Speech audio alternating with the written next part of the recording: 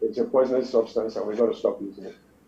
Yeah, well, Mr. Majekodunmi, that's a very delicate point you've arrived at there, because again, I go back to our trajectory at the moment where we are at. The public power supply is it's a work in progress. In the meantime, people, just to use the whole matter of the generation of electricity, people have to generate their own, and so generators come into it, not just industry and then on the private sector. And it's the emissions. First of all, it's the fuel that you're going to need, and then having got the fuel in, that one caused its own problems in getting the fuel. Now that you're actually running it, it's simplistic to say that it is now the emission into the atmosphere is not doing the atmosphere any good. So it's like a double whammy. But it seems that, and that's why it'll be interesting to hear what our delegates, what their contribution is going to be at that particular conference. It'll be quite interesting to because you've spoken about alternatives, but it's about the emissions, it's about, and you also pointed out earlier that it's our own contribution to this problem is microscopic compared to, the West. They are the people flying all the planes around. We too, we don't mind flying. But I don't know whether they're going to come up with electric planes and all of that kind of a thing, where we generally, I suppose the objective will be a zero emission of these toxic fuels that are coming, the toxic emissions that are coming from fossil fuels that we're using. Yeah, it has to be. We just have to go. In the past they could use ignorance. Now we're no longer ignorant. Everybody knows that it's too toxic and we can't continue. But we have, again, we're so blessed in Nigeria, because the transition through that a lot of people are looking at is the natural gas, and we have abundance of natural gas. It has to be deployed judiciously, because if it leaks, it gives off far more greenhouse effects than the carbon dioxide that comes from burning the fossil fuel. So yeah, that's a transition for us, and I see there's a lot of talk about that. Mr. President has been saying himself that he wants to ensure that we go into public sector transport that is driven by gas, which is it's a healthy and a very positive, good development, and it should be a lot cheaper to supply as well. So as a transition fuel, we could, persuade ourselves, well, maybe we could do that. But in terms of, burning the petrol and the diesel, there has to be a strict limitation on the time frame for that. We cannot continue to be part of the problem. We have to be part of the real solution, Indeed. which is to ensure that we don't have this toxicity in the atmosphere.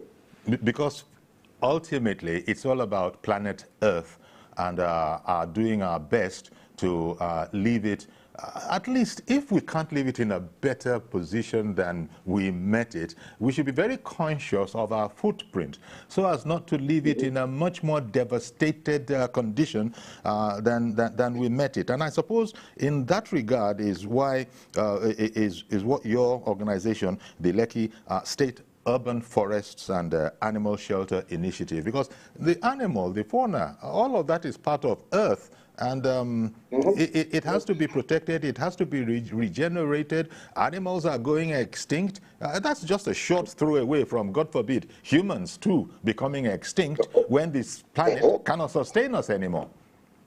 Oh, that's it. That's the reality. And what we do there, the Lekki Urban Forest System, we have a lot of the young people coming. And, they love it. As soon as they're here with the nature and the fresh air, and then they see some squirrels and monkeys jumping around, they love it. And then what we tell them is that, look, my dear people, we have to look after this because it's looking after us, And we ask them, we say, okay, do you love your mother? You love your mama? They say, yes. I say, would you try slapping your mama? They say, no. Hey, slap our mama. We say, don't try that too. Especially African mama, don't try it too. So we now tell them, hey. So Mother Nature now is the overall mother of everybody. She gives us everything that we need for our survival. But what we're doing is we're slapping her. And that's why she is also beginning to warn us that she will slap us back. Stop your nonsense. And they pick up on that. And then we tell them, okay, can you hold your breath for 10 minutes? They say, no, it's not possible. Yeah, why? Because they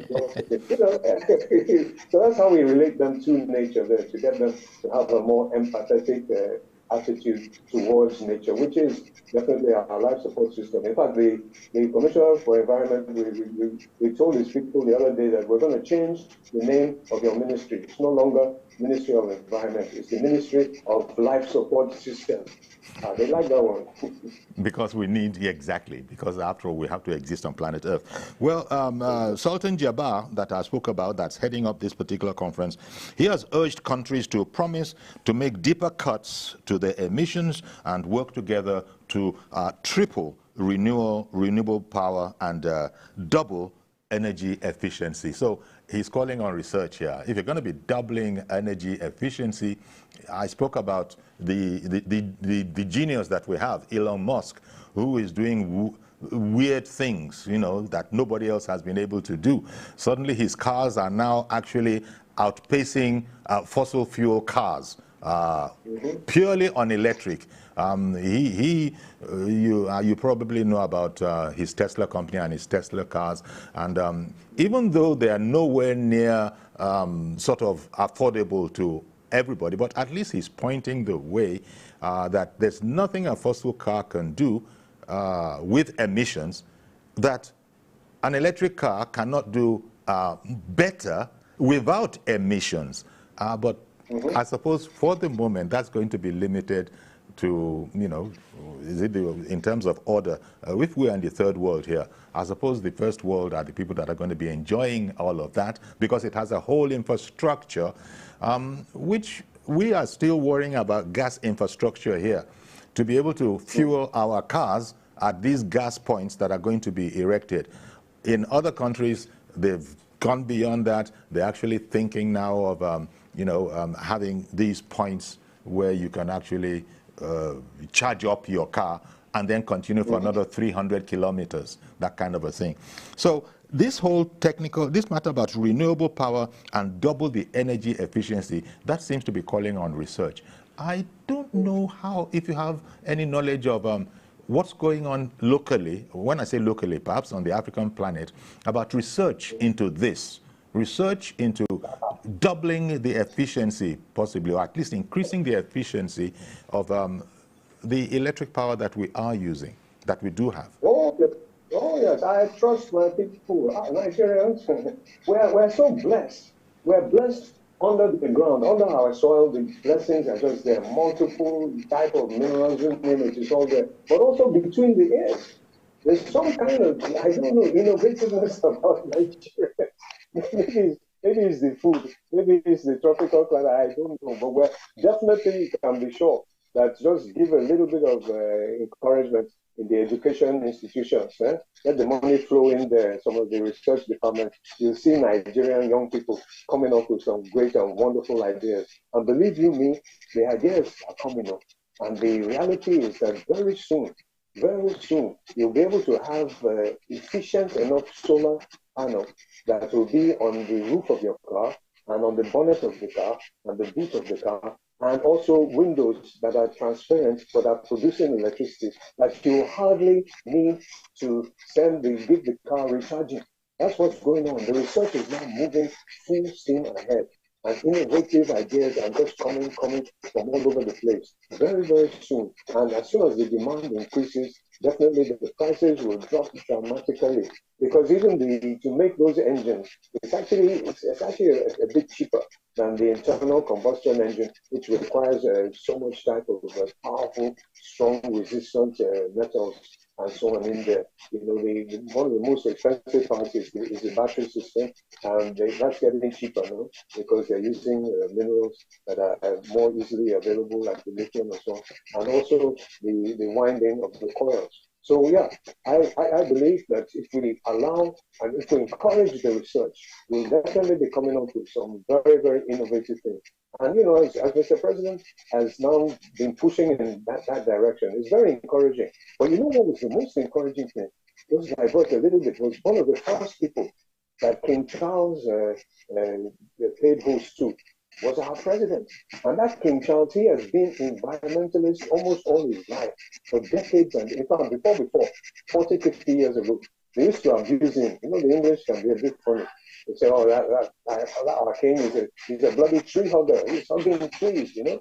And now they know the importance of trees. So he's very, very, very strong on environmental issues. And the fact that he hosted our president and they met each other and had some good discussion, that's very, very encouraging as well. So all we need to do is just fire up the young people and give them some support in their institutions, and you can be sure that Nigeria too will come up with some very innovative solutions for clean, free energy. So that's a bit of a challenge, because if it's coming free, then there's some people that won't be making the big money that they've been making because they're relying on them for their energy. Now is the sun, or maybe they'll try to find a way to tax the sunlight. Good morning, Mr. George, and I thank you for holding on. Good morning, sir. Good morning, Uncle Yori, and good morning to your guest. Yes. Uncle Yori, it's unfortunate we don't have opposition in our country, Nigeria. We only have embittered election losers who cannot look beyond their anger.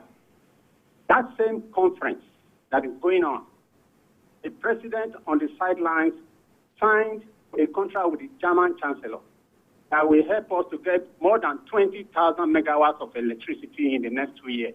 They didn't see that one. It is the number of delegates that they are talking about. And is it the government that is sponsoring everybody? Do they expect the government to pay Tony Elumelu's air tickets to Dubai?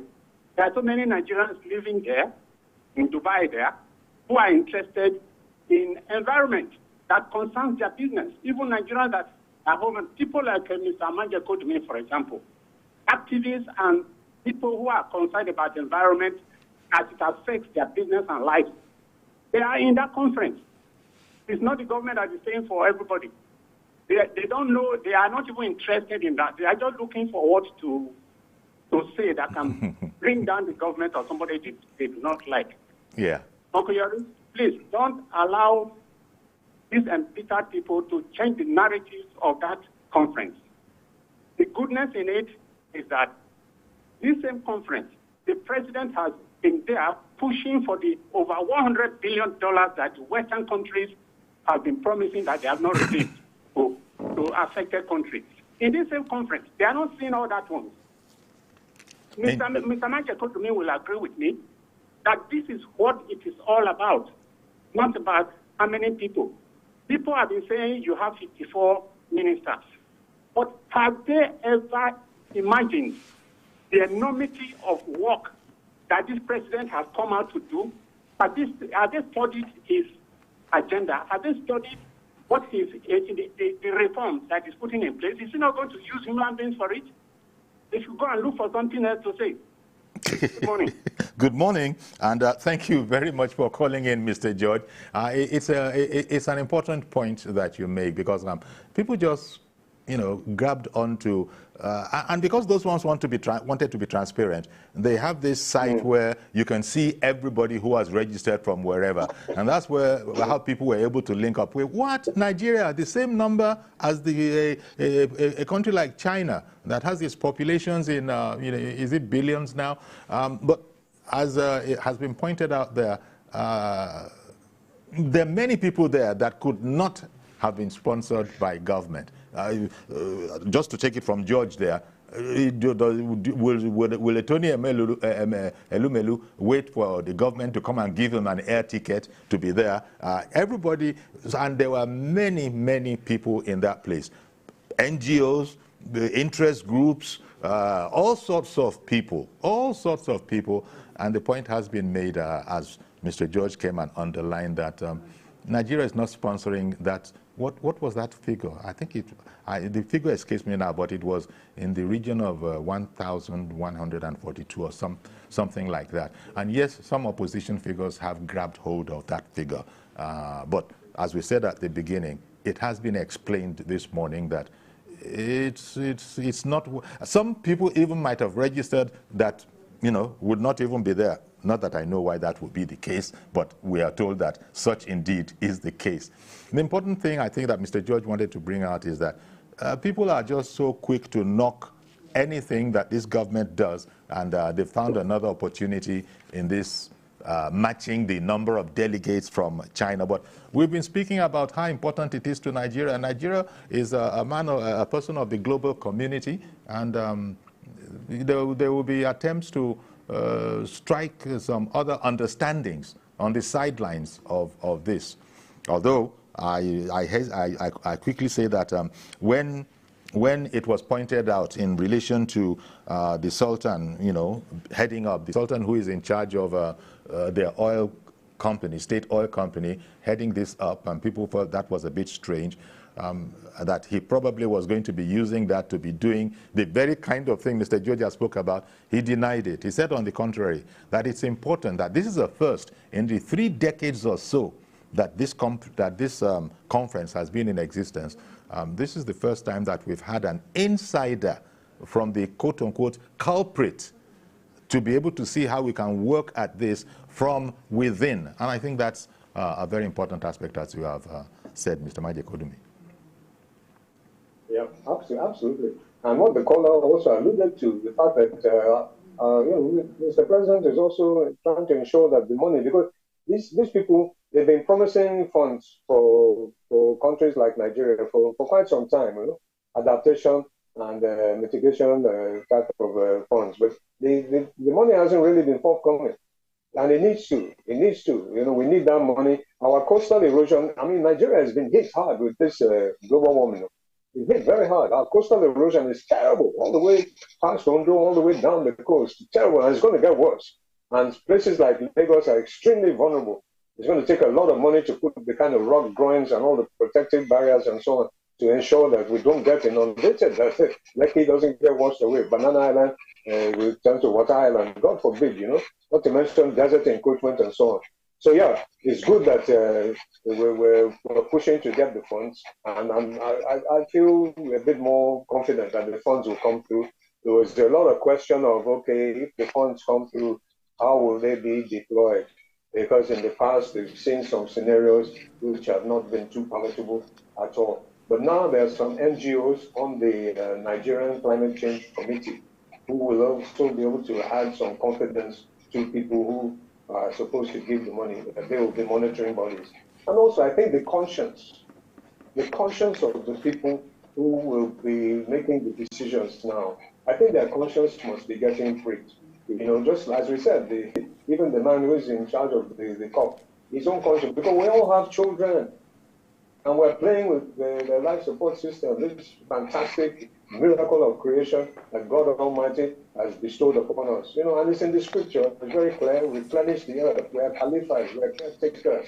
Do what you're supposed to do to look after this planet for your children's sake, So I think their conscience also will be pricked, and the right things will come out of this conference, and the money will be deployed to ensure that we look after Mother Nature, that we don't slap our mama. Don't slap us. Indeed. Well, thank you then. So as I was saying, I was casting for that figure at that time. My producers are giving it to me. It's 1,000.